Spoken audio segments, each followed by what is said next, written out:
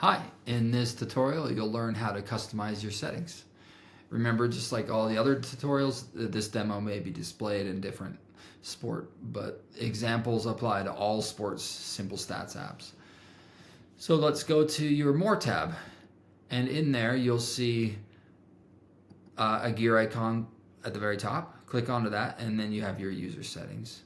We'll start with the user preferences being allowing notifications. All notifications are simply today being for promotional purposes. So you might get some promotional offers that you could use yourself or send to friends and family. It also will announce new apps that are being released, so new sports that might come out.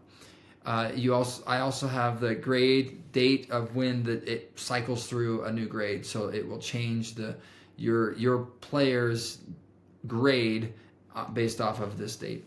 Then you have the sports reference name. The soccer, because it's unique by having football in most countries, and then soccer is how it's referred to in the United States, Canada, maybe Australia, New Zealand. But otherwise, it's football everywhere else. This is where you would change the name of this app.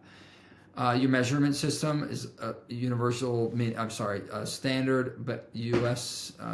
Measuring system, or your metric system where it's used internationally. Since this is an international app, you've got both settings to pick from. And then you have the minutes tracking option. You can have the stopwatch or track your minutes manually. These are auto-saved, so anything you do in your settings are automatically updated without you having to press save. The player sort option. So it's the tab, the first tab called Players. This is sorted by oldest to youngest, I think, by default. And in your settings, you can change which players show up first by ascending or not. It tells you, if you don't know what ascending descending mean, means oldest to youngest by ascending, and descending is youngest to oldest. And then you have your photo cropping. It enables right out of the box cropping. There's some extra functionality that you get by enabling this at the beginning. Post game. So when you end a game, you can share those game results right away, or you can turn it off to decide to just keep a record of them, but you can share them at your convenience rather than being prompted every time.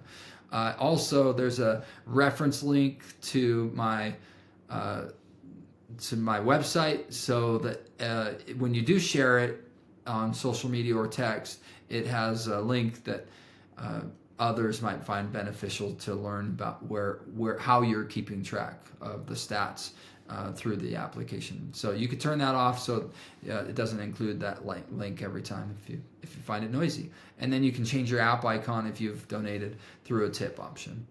And so those are the settings for soccer. Let's go to basketball real quick and show you there's slight differences in the soccer settings.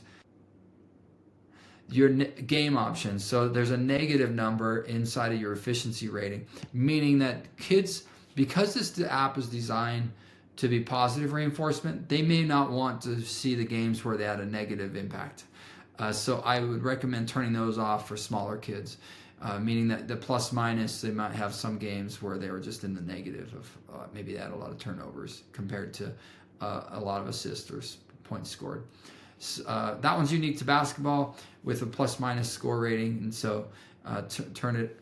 I think it's leave it on to show negative numbers in there, which is the normal way. And then if you don't want to show negative numbers in there, which is a positive reinforcement, then turn it off. So those are your options. They're the same options in both apps with a slight variance. Hope you enjoy using the apps and learn a little bit about how to customize it to your desires.